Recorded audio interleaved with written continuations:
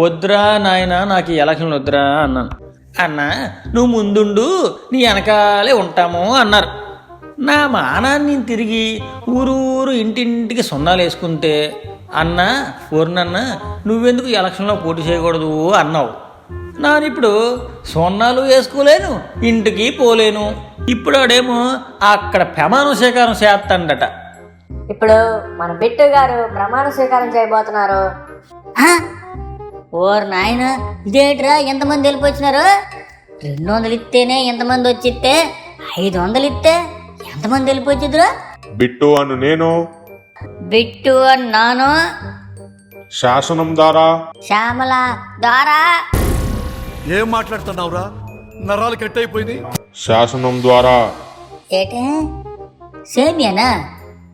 శాసనం ద్వారా షా ద్వారా